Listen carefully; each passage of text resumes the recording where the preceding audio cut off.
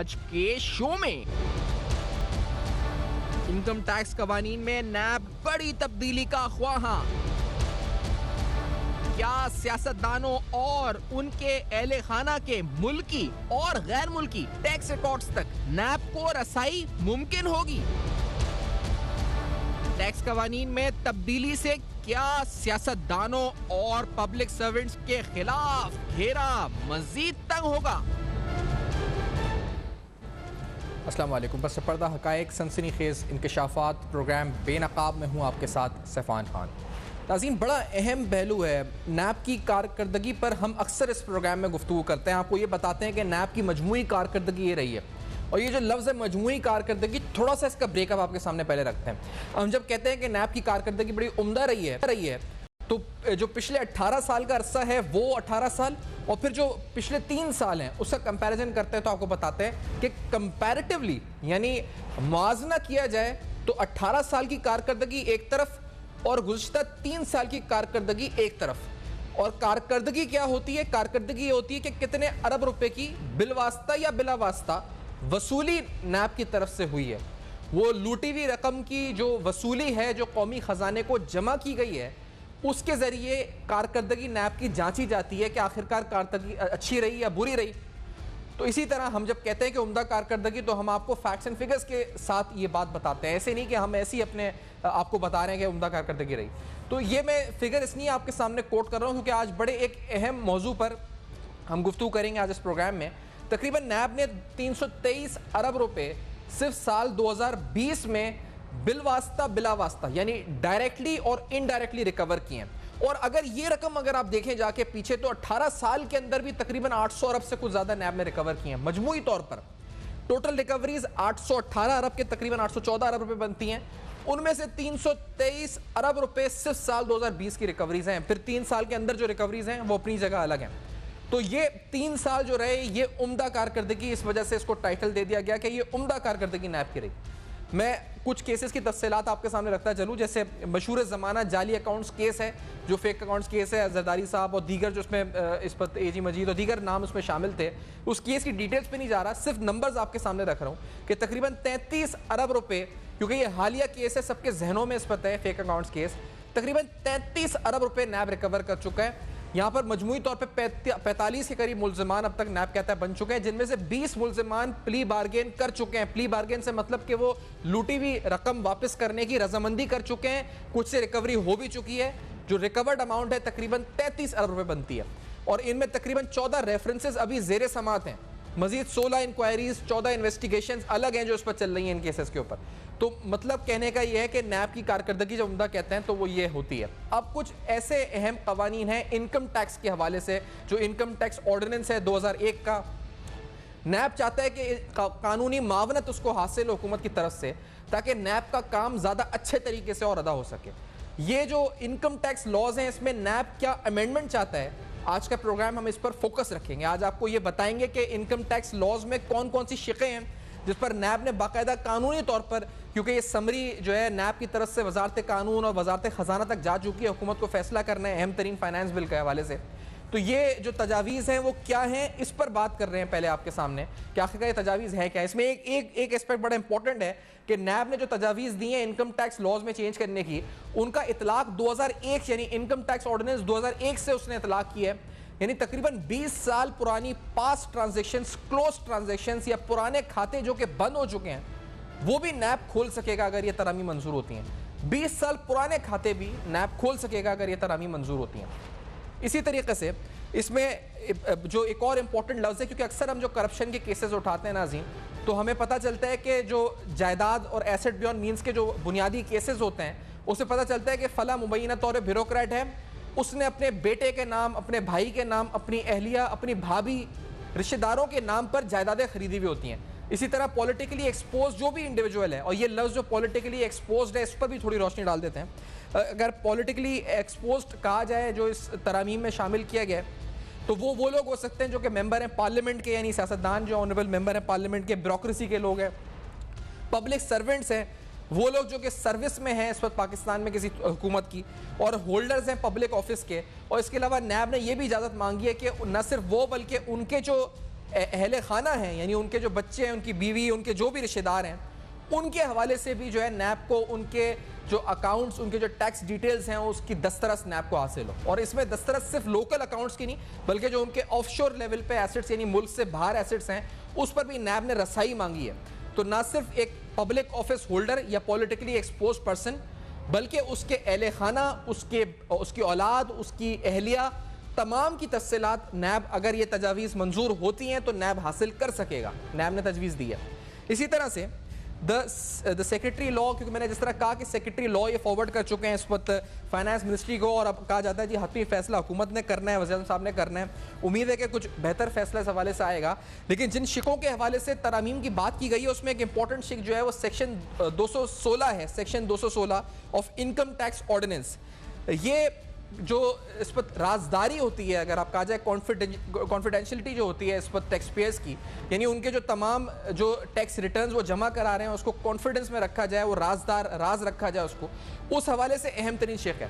इसको नरम करने की बात की गई है नैब की तरफ से, तजवीज़ हुकूमत को दी गई है, मुतालबा किया गया है कि ये जो सेक्शन 216 है इनकम टैक्स ऑर्डिनेंस का, इसको नरम किया जाए।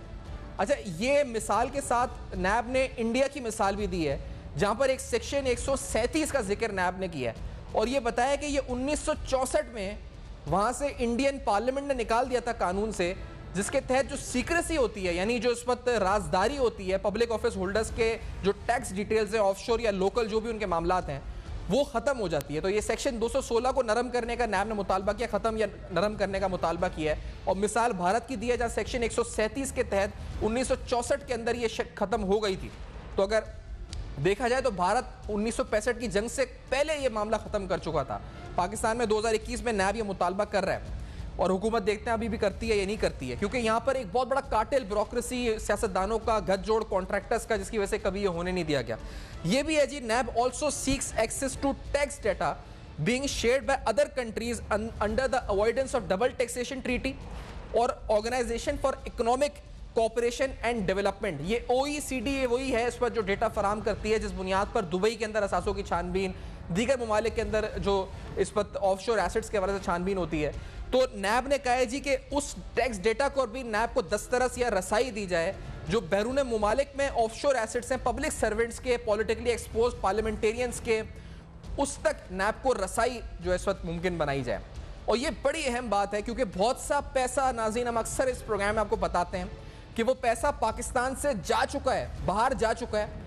वहाँ न सिर्फ बाहर जा चुका है, बल्कि उसके असासे बन चुके हैं, वहाँ पर लोग सेटल हो चुके हैं जिनके असासे में बन चुके हैं। तो नैब ने कहा हमें दस्तरस दी जाए OECD और इसके साथ साथ जो डबल टैक्सेशन ट्रीटीज़ हैं उसके तमाम डेटा की जो इस्मत है वो हमें एक्सेस दी जाए। अब इस हवाले से जो इम्प्लिकेशन उसकी लीगल हो सकती हैं उसे प्रोग्राम में आगे बहस होगी, लेकिन नैब ने ओवरऑल मजमूई तौर पर सेक्शन 107, 182, 198, 216 ये 4 सेक्शंस हैं इनकम टैक्स ऑर्डिनेंस 2001 के, जिनमें तरमीम की बात की है नैब की तरफ से जो बात की गई है। ये अहम तरीन मौजू है आज नाज़रीन, जिसमें हमने कहा कि नैब की उम्दा कारकर्दगी रही है, और अगर हुकूमत मजमूई तौर पर ये कर देती है तो बड़ा अहम फैसला होगा। शहजाद भट्टी साहब, साबिक DG NAB, is with us in the program. Doctor Ikramul Haq साहब, माहिर टैक्स उमूर भी, सादा मुजफ्फर साहब भी होंगे, माहिर कानून नैब। भट्टी साहब, ये फरमाएं कि ये बड़ी ग्राउंड ब्रेकिंग तब्दीली होगी अगर ये हो जाती हैं 4 सेक्शंस, अगर ये जो नैब ने मांगा है, और आप इसकी इंप्लीकेशंस क्या देखते हैं स्टार्टिंग फ्रॉम सेक्शन 216 जो सीक्रेसी और कॉन्फिडेंशियलिटी के हवाले से जो है इस वक्त राजदारी के हवाले से, इस पर क्या इंप्लीकेशंस होंगी, आपको क्या लगता है भट्टी साहब? बिस्मिल्लाहिर्रहमानिर्रहीम। सिफान, बात यह है कि ये नैब जो भी चीज़ मांग रही है, जैसे आपने बताया कि इंडिया में 1964 से ये लागू है, तो ये नैब के काम को फैसिलिटेट करने के लिए है। आज जो बहुत ही टेक्निकल तरीके से जो करप्शन हो रही है उसको पकड़ने के लिए बहुत ज़रूरी है कि नैब को हर किस्म का डाटा अवेलेबल हो। अब FBR के रूल्स के मुताबिक, उनके लॉ के मुताबिक सीक्रेसी तो मौजूद है, और ख़ासकर जो FBR टैक्स एवेजन के मामले में एमनेस्टी लोगों ने हासिल की होती है, उसमें याद रखिए कि एमनेस्टी टैक्स एवेजन की होती है, लेकिन बाकी क्रिमिनलिटी उसके अंदर अगर है तो वो मौजूद रहती है। अब नैब को डाटा इसलिए चाहिए होता है कि जो टैक्स रिटर्न के अंदर डाटा मौजूद है, जो एसेट के मामला उसके अंदर मौजूद है, जो मुख्तलिफ इंफॉर्मेशन मौजूद है, वो नैब को हेल्प करेगी एक मनी ट्रेल बिल्ट अप करने में, एक फ्लो चार्ट बनाने में नैब जो है वो कामयाब होगी। और सबसे बड़ी बात यह है कि सही डिसीजन मेकिंग में नैब को ये फैसिलिटेट करेगा ये डाटा। और आजकल जो ऑफशोर कंपनीज का जो मामला आ रहे हैं और जिस तरह की करप्शन आपके सामने आ रही है, नैब के लिए बहुत जरूरी हो गया है। देखिए पहले सिर्फ नैब सर ये तो आप उनको डाटा मिल जाएगा। भट्टी साहब अगर एक सवाल आपसे पूछ सकूं, आप जिस तरह फरमा रहे हैं कि नैब को मावनत होगी कानून में, नैब के अच्छी ट्रेल बन सकेगी, मनी ट्रेल बन सकेगी, राजदारी की शिक खत्म हो जाती है, लेकिन इसको आर्टिकल 25 से लोग जोड़ रहे हैं कि आइन में इस वक्त तहफ़्फ़ुज़ हासिल है, किसी को आप अलग नहीं कर सकते, सब इक्वल है। तो वो पब्लिक सर्वेंट्स हों या पार्लियामेंटेरियंस हों या पॉलिटिकली एक्सपोज्ड पर्सनस हों, can they be separated according to the constitution of Pakistan? क्या आप इसमें कोई लीगल आपको लगता है हर्डल है? मेरा अपना जाती ख्याल ये है कि अब ये क्योंकि मैंने लेटर देखा नहीं है जी। लेकिन नैब ऐसी गलती कभी भी नहीं करेगा। वो अगर मांगेंगे इस तरह की चीज तो वो पब्लिक ऑफिस होल्डर इस्तेमाल होगा, क्योंकि नैब का जो कानून है उसके अंदर वर्ड इस्तेमाल किया जाता है public office holder and others. तो ये इसके अलावा दाएं बाएं इस तरह नहीं जा सकते किसी स्पेसिफिक, अगर ये पॉलिटिशियन का मांगे या किसी और का मांगे। मेरा अपना जाती ख्याल है कि पब्लिक ऑफिस होल्डर्स, उनके वाहिकीन और एंड अदर्स, उसमें ये होता है कि क्योंकि यही नेशनल अकाउंटेबिलिटी ऑर्डिनेंस जो है उसके अंदर इसी तरह लैंग्वेज इस्तेमाल की गई है, तो ये इसी तरह ही मांगा जाएगा। ये स्पेसिफिक नहीं होगा, डिस्क्रिमिनेशन नहीं होगी। अच्छा, और सिर्फ पॉलिटिशियन का मांगा जाए या अच्छा, इसका मतलब भट्टी साहब आप जो पहले फरमा रहे थे कि प्रोसेस आसान हो जाएगा, तो बड़ा आसान अल्फाज में बताएं कि अगर इंक्वायरी है और इन्वेस्टिगेशन है और उसके अंदर आपको किसी के टैक्स डिटेल्स चाहिए, लोकल या ऑफशोर, अभी आपको इन्वेस्टिगेशन में आप खुद नैब डीजी रहे हैं, तो मैं जो समझता हूँ एज ए लेमैन के पहले आपको ख़त लिखना पड़ता है एफबीआर को, फिर एफबीआर आपको इस वक्त बताता है कि हमें ये इन्फॉर्मेशन चाहिए, तो उसमें कितना प्रोसेस लगता है? और अगर आपको ये कानूनी मावनत नैब को हासिल हो जाए तो कितना आसान और टाइम के हवाले से कितना ये प्रोसेस जो है स्क्वीज हो जाएगा? आपको क्या लगता है भट्टी साहब?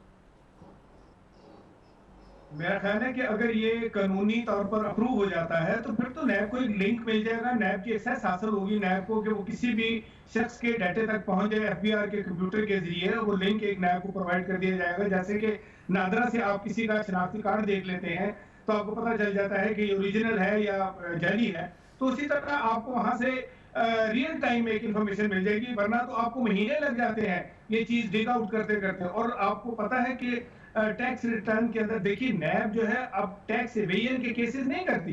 नैब को चाहिए होता है कि उसके अंदर जो उसने एसेट डिक्लेयर किए हैं उनको कैसे एक्वायर किया है, या कुछ जुर्माने भरे हैं, या जो कोई आपस के अंदर उनके ऊपर पेनल्टीज डाली गई हैं, तो वो नैब को सारी इतलात मिल जाए, उनकी तारीखें मिल जाए, किस डेट को कौन सा एसेट उन्होंने एक्वायर किया, कब उन्होंने पैसे दिए एफपीआर को, या ऑफशोर में कंपनीज पर उन्होंने वहां कोई बाहर के ममालिक में कुछ टैक्स दिए हैं, एसेट वहां एक्वायर किए हुए हैं, तो वो तारीखें, वो टाइम फ्रेम सारा, यानी पूरा फ्लो चार्ट बनाने में आपको आसानी होगी अगर रियल टाइम इंफॉर्मेशन आ जाएगी। वरना अभी तो लेटर लिख लिख के तो बड़ा टाइम लग जाता है नैब को, और वो भी आगे से एफबीआर वाले कहते हैं कि हमारे पास तो 5 साल का डाटा अवेलेबल है। इसीलिए नैब ने पीछे से डाटा मांगा है कि हमें डाटा जो है वो उस वक्त से चाहिए जब से बड़े सवाल है जो आपने कहा ना कि पीछे से मांगा है 20 साल का, तो मैं बड़े पूछूंगा सवाल आपसे आके कि 20 साल में तो बड़ा अहम डेटा शामिल है, बहुत से बड़े केसेस हैं जो बंद भी हो गए थे, हुदैबिया आया, बड़े इंपॉर्टेंट केसेस हैं। तो आई लास्ट क्योंकि क्या होगी इंप्लीकेशंस इनकम टैक्स लॉस के हवाले से डॉक्टर इकरामुल हक साहब की राय भी इस ब्रेक के बाद नाज़रीन हमारे साथ जुड़े रहेगा।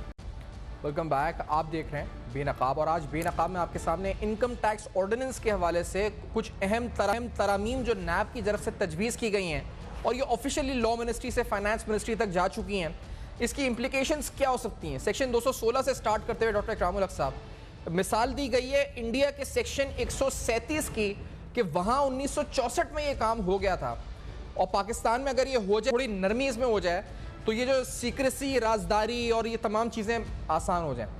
आपका क्या से इसके ऊपर? ये पहले हो जाना चाहिए था या ये बर वक्त है जो अब हो रहा है? मेरा ख्याल है कि जहाँ भी स्टेट क्राइम इन्वॉल्व होता है, चाहे वो प्रोसीड्स ऑफ क्राइम हो, जब आप पब्लिक ऑफिस होल्डर हो, जो कि यूनिवर्सिटी डेफिनेशन है, हमारे नया ऑर्डिनेंस जो है ये दरअसल 99 का अगरचे इसका टाइटल है, मगर ये 1 जनवरी 1985 से लागू है। जी। और इसको जब असफल अली याद वाले केस को चैलेंज किया गया था, तो सुप्रीम कोर्ट ऑफ पाकिस्तान ने इसी बात पर इसको अपहेड किया था कि ये दरअसल उन मामलात को डील करता है जहां पब्लिक ऑफिस होल्डर जो हैं और या उनके साथ जो एसोसिएटेड लोग होते हैं, उनका कोई क्राइम ऑफ प्रोसीड से ताल्लुक होता है, वो अपने ओहदे का इस्तेमाल करते हुए करप्शन करते हैं। मुझे तो समझ नहीं आ रही है कि 216 हो या 227, आपने 2 का जिक्र नहीं किया, जो 2010 में ख़ास तौर पर इनकम टैक्स ऑफिसर्स ने अपने लिए डलवाया कि हमारे खिलाफ कोई भी एजेंसी कार्रवाई नहीं कर सकेगी जो काम हम इनकम टैक्स में करते हैं। ये मामला 2014 में सुप्रीम कोर्ट के सामने अब्दुल कदूस वाले case versus chairman of national Accountability bureau आया और सुप्रीम कोर्ट ऑफ पाकिस्तान ने कहा कि जो नैब है वो एक खसूसी कानून है, जबकि इनकम टैक्स ऑर्डिनेंस एक आम कानून है। इसलिए उसका सेक्शन 18 और 19 जो है नैब का, वो इवन अदरवाइज भी इनकम टैक्स के ऑर्डिनेंस के कानून 2016 जो सेक्शन है 216 और 227 है, और जो भी सीक्रेसी से रिलेटेड है, आपने 107 का जिक्र किया, वहाँ तो बल्कि अब आपको under financial action task force mutual legal assistance करनी है, और आपने जो तबादला करना है मालूमात का और म्यूचुअल लीगल असिस्टेंस का लॉ सिर्फ और सिर्फ जो हमने कन्वेंशन साइन किया है उसके तहत सिर्फ और सिर्फ नैब का सेक्शन 25 जो है उसको ये हक हासिल है। इसलिए मेरे ख्याल में ये खामखा की हाइप क्रिएट की जा रही है। ये शुरू से एस्टैब्लिश लॉ है, लेकिन जो स्टेट के खिलाफ आपने सेक्शन 107 की जो बात की है इस पर थोड़ी सी वजाहत और फरमाएं कि सेक्शन 107 के हवाले से जो हमारी कमिटमेंट्स हैं, जो कन्वेंशंस हैं, आपकी म्यूचुअल लीगल असिस्टेंस के अलावा जो हमारी OECD है या फिर इस पर जो आपके दीगर कवानीन हैं ऑफशोर डेटा के हवाले से, तो वो कन्वेंशंस हमें पाबंद करती हैं कि हमें डेटा को सीक्रेट रखना है, we can not disclose that. तो क्या ये पाकिस्तान की इंटरनेशनल कमिटमेंट्स के हवाले से कुछ नुकसान या कोई इम्प्लीकेशंस नेगेटिव कर सकती हैं? नहीं, वहाँ भी गलत समझा गया है। उसके साथ ही हमने एक और कन्वेंशन भी साइन किया हुआ है जो कि UN का कन्वेंशन अगेंस्ट करप्शन और ड्रग ट्रैफिकिंग है। उस लॉ के तहत हम पाबंद हैं कि जहां प्रोसीड ऑफ क्राइम आए। आपने 2018-19 में जो एमनेस्टी दी, पहली तो PML गवर्नमेंट ने जाते जाते एक एमनेस्टी दी, और उसमें सबसे जो परेशान कुन बात थी मेरे लिए वो ये थी कि उन्होंने कहा कि 2008 से पहले के पब्लिक ऑफिस होल्डर्स ने अगर कोई क्राइम भी किया होगा स्टेट के अगेंस्ट, तो वो अगर एमनेस्टी ले लेंगे तो अब उसकी राजदारी रखी जाएगी। अब अगर उसकी राजदारी रखी जाएगी तो नैब कैसे अमल दरामद करेगा जब आप उसके साथ डेटा शेयर नहीं करेंगे। 2019 में अगरचे मोहतरम वजीर आजम ने फरमाया था कि हम आएंगे तो उसको ख़त्म कर देंगे, खुद एक 2019 में एमनेस्टी दे दी और उसके में भी वही डेफिनेशन रखी जो उसमें रखी थी। अब एक बहुत बड़ा मसला हमारे लिए पैदा हो गया। दुनिया हमारी तरफ इसलिए देख रही है कि हम बहुत सीरियस ही नहीं है कि अगर हमारे यहाँ स्टेट लेवल पे क्राइम होते हैं तो क्या हम उनको माफ कर सकते हैं। अगर आए कातिल 40 साल बाद थोड़ा सा और आसान करके लोगों के लिए जो आपने गुफ्तगू की है, आप उसके मुताबिक जो हम समझ पा रहे हैं, आप ये कह रहे हैं कि नैब को पहले से ये तमाम इख्तियार हासिल है, सेक्शन 216 को अमेंड करने की ज़रूरत नहीं है, सेक्शन 107 को अमेंड करने की ज़रूरत या तब्दील करने की ज़रूरत नहीं है। आप कह रहे हैं NAB already has all the powers, all the legal powers to do this, और उसके अलावा आप ये कह रहे हैं कि फिर ये क्या गिमिक है, ये आंखों का ये धूल झोंके क्या है, ये फिर ये जो हो रहा है इसमें, ये लिखा जो गया? जी, असल में मसला ये था कि बहुत सा जो इसके बारे में मैंने 3 केसों का जिक्र किया, और ख़ुसूसी तौर पे 2014 का case Abdul Qudoos versus chairman National Accountability Bureau जो SCMR के ऊपर आपको पेज 1657 में मिल जाएगा, उसको पढ़ा ही नहीं। और जो सहाफ़ियों ने ये खबरें लगाई उन्होंने ये तासुर देने की कोशिश की कि शायद इसके के पीछे कोई पॉलिटिकल मोटिव्स हैं या इसके पीछे कोई ऐसी बात है। हालांकि मैं समझता हूं कि ये कानून मौजूद है, मगर उसके अंदर जो अबहाम को दूर करने के लिए अगर लिख दिया जाए, और जो अभी हमने जो एक पॉइंट के ऊपर बहुत ज़्यादा एम्फसिस था कि ये ख़त ख़ताबत का मामला नहीं है। आज ऑनलाइन आपको रियल टाइम के अंदर डेटा जो है वो हासिल होता है OECD से, और वो जहाँ जहाँ भी अब OECD की ट्रीटी ये कहती है कि अगर वो स्टेट क्राइम से जुड़ा होगा तो दूसरा कन्वेंशन जो है वो अमल में आ जाएगा। क्या हम इजाज़त दे दें इस रियासत को कि वो कभी भी फिर अपने जो है ग्रे लिस्ट से ना निकल सके? और ये जो क्राइम अगेंस्ट स्टेट हुए हैं, ये जो पब्लिक लूट एंड प्लंडर हुआ है मनी का, क्या इसको रिट्रीव ना किया जाए? आप मुझे बताइए कि 2010 में डॉक्टर मुबशर असद के केस में 165 से लेकर 169 पेज पर दर्ज है कि $60 मिलियन हासिल किए जाए। उसके बाद क्या कार्रवाई हुई? किसी ने उस को यहाँ पाकिस्तान के FBI को चाहिए था कि फौरन अपने सेक्शन 123 के तहत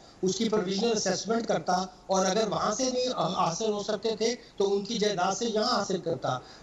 इनकम टैक्स का एक सेक्शन जो वो बताना भूल जाते हैं, वो 1 सेक्शन 23 है कि अगर कहीं भी कोई असासा जब्त हो तो इनकम टैक्स का काम है कि सबसे पहले उसके ऊपर एक प्रोविजनल ऑर्डर पास करे ताकि उसका राइट टू रिसीव जो है वो स्टैब्लिश हो जाए। अब अगर वो नैब के जरिए रिकवर होता है, FIA के जरिए रिकवर होता है, दुनिया की रिपोर्ट के जरिए रिकवर होता है, तो सबसे पहला राइट टू टैक्स का स्टेट का होता है। स्टेट को वो रेवेन्यू चाहिए होता है, स्टेट को बंदों को फाइनेंशियल क्राइम में जेलों में नहीं डालना होता, मनी रिट्रीव करनी होती है, लूटेड फंड वापस लाने होते हैं। इसके अलावा पब्लिक ऑफिस होल्डर को फॉर लाइफ जो है या 25 साल जो भी सजा है वो देनी होती है। मैं समझता हूँ कि ये कवानीन जरूर पास होने चाहिए और इससे भी ज्यादा सख्त कवानीन पास होने चाहिए कि जहाँ भी प्रोसीड ऑफ क्राइम्स है वहाँ किसी अदारे के पास ये हक हासिल नहीं है कि वो उसको नैब के साथ जो है शेयर ना करे। मतलब ये मजमूई तौर पर कि अगर इस तरह समझा जाए कि इबाम अगर वैसे भी नैब के पावर्स हैं, इबाम बरकरार है, तो इबाम को ख़त्म करने के लिए अच्छा है कि ये कानून साजी हो जाए। सादा मुजफ्फर साहब,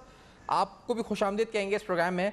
ये फरमाइए क्योंकि ये जो सेक्शन है इस पर सेक्शन 107 इनकम टैक्स ऑर्डिनेंस का, 182, 198, 216 of the income tax ordinance, इसको अमेंड करने की जो बात हुई है, कुछ इम्यूनिटीज़ का जिक्र है इस वक्त कि भाई एक्सपोज पर्सन जो हैं पॉलिटिकली उनको हासिल होती है। इस पर कोई कानूनी हिंड्रेंस आ सकती है? स्पेशली कुछ लोग आर्टिकल 25 को कोट कर रहे हैं कि शायद आप किसी को अलग नहीं कर सकते, everyone is equal under the constitution of Pakistan. क्या कहेंगे आप मुजफ्फर साहब? जी बहुत शुक्रिया सफान भाई, ये बड़ा एक अलार्मिंग इशू था। और ये जब आप खुद सोचें कि एक नेशनल काउंटी ब्यूरो जो है, एक इदारा है जो इन्वेस्टिगेट कर रहा है, उसको कुछ डिफिकल्टीज आ रही थी इन्वेस्टिगेशन के दौरान, तो तब ये रिकमेंडेशन दी गई है बाय द चेयरमैन। आप खुद देखिए कि डिफिकल्टी क्या है, इसमें क्या ऐसी प्रॉब्लम थी कि हमारे पास अगर देखा जाए तो नैब ऑर्डिनेंस में सेक्शन 19 है जिसके तहत ये इख्तियार दिया जाता है चेयरमैन को या DG को कि आप किसी भी शख्स से कोई भी चीज मंगवा सकते हैं, चाहे वो टैक्स का ऑफिसर है, चाहे वो कोई ब्यूरोक्रेट ऑफिसर है, कहीं भी है, तो वो आप अपना जो रिकॉर्ड है वो समन कर सकता है chairman in connection to any inquiry. अब होता ये है कि जब इस सेक्शन को आप देखें 2001 के, इसमें जो सेक्शन आपने 216 बताया कि कॉन्फिडेंशियलिटी मेंटेन रखनी पड़ेगी, डिस्क्लोजर नहीं किया जा सकता तो ऐसा बंदा जो टैक्स पेई है, ये सब कदगन आ रही थी। उसकी वजह ये है बिकॉज इसमें अगर आप देखें सेक्शन 198 है कि वो जो इनकम टैक्स ऑर्डिनेंस के जो अफसरान हैं जिनसे ये मालूमात दी जाती हैं, अगर वो ये मालूमात दे देते हैं तो उनके ऊपर एक सजा रखी गई है और वो रखी गई है कि 5 लाख रुपया और 1 साल सजा। अब अगर वो शख्स जो है वो नैब के उस लेटर को जब लिखता है कि आप मुझे ये हमारा मुल्जिम है, इसके मुतल्लिक आप अपने इसकी सारी अकाउंट स्टेटमेंट्स दीजिए, टैक्स की रिटर्न्स दें, तो वो आदमी से पहले तो कहता जी देखें मेरे पे एक कानून है जिसके तहत मैं अपॉइंटेड हूँ और मेरे पे इनकम टैक्स ऑर्डिनेंस तो ये सेक्शन 198 को भी खत्म करने की बात की है ना नैब ने?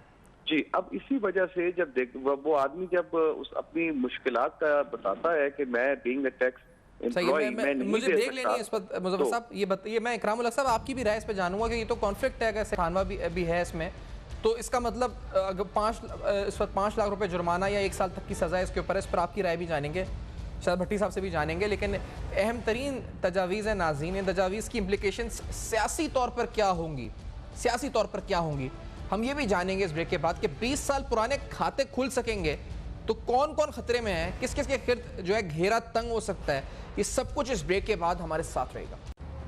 वेलकम बैक, आप देख रहे हैं बेनकाब, और आज बेनकाब में तफसीलन आपके सामने वो तजावीज़ जो कि इनकम टैक्स ऑर्डिनेंस के चंद सेक्शंस हैं जिसमें तरमीम, तब्दीली या कुछ को ख़त्म करने की बात हुई है। सेक्शन 198 का तस्करा भी किया है मुजफ्फर साहब ने। मैं इकरामुल हक साहब आपकी क्लैरिफिकेशन चाहूँगा इसके ऊपर।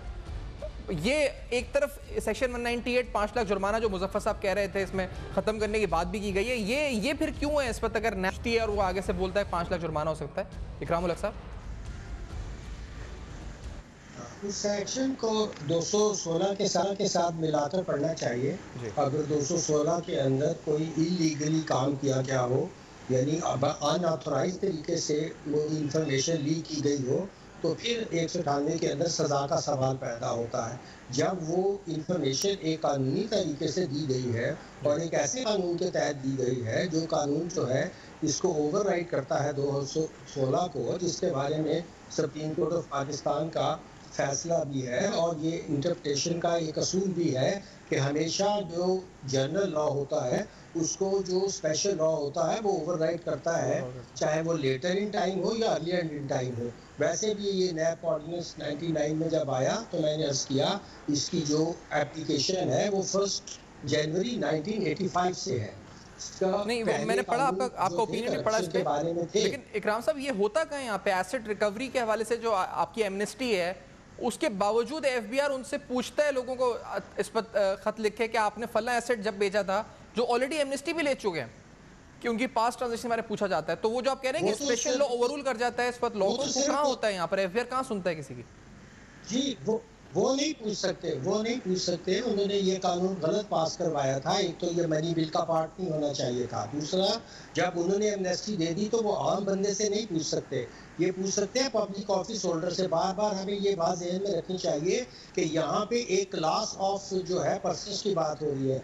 जो आर्टिकल 25 है वो ये कहता है कि डिस्क्रिमिनेशन एक क्लास ऑफ पर्सन्स के दरमियान नहीं हो सकती। ये नहीं कहता कि आप एक शहरी को टैक्स लगाएं तो सारे शहरियों को टैक्स लगा दें, आप एक बंदे को पकड़े तो। ये पब्लिक ऑफिस होल्डर होते हैं, जब ये ऑफिस में होते हैं, चाहे पॉलिटिकल ऑफिस में हो, चाहे ये सरकार के मुलाजिम हो, चाहे ये किसी और स्टेट के सर्वेंट्स हो, वो जब भी कोई करप्शन करेंगे, उनके पास कोई प्रोसीड ऑफ क्राइम आएगा, वो क्या हम उनको जब चाहें इस कानून के तहत, जब से ये नाफिजुल अमल है, उनको सजा दे सकते हैं। और ये जो दोनों एमनेस्टीज हैं ये अनकॉन्स्टिट्यूशनल थी। हमारे इसी आर्टिकल के छपने के बाद नैब ने इसके बारे में पूछा कि भाई जब आप हमसे डेटा शेयर नहीं करेंगे तो हमें कैसे पता चलेगा कि ये एमनेस्टी जो है ये उनके किसी बेनामदार ने नहीं ली, यानी कि किसी नेम लैंडर ने नहीं ली, उनके किसी रिश्तेदार ने नहीं ली। आप डेटा सीक्रेसी का मतलब ये है कि हमने पाकिस्तान के रियासत के खिलाफ, पाकिस्तान के अवाम के खिलाफ जो लोगों का पैसा लूटा गया, जो यहाँ से पैसा बाहर बेचकर ऑफशोर एसेट बनाए गए, उनका हम उनको माफ़ कर दें। इंडिया ने ये अपनी देखे उनकी जो ये समझ थी, अभी तो ये ऑफशोर, अभी पनामा लीक, कभी फिनसेक नहीं आए थे, तो उन्होंने 1964 में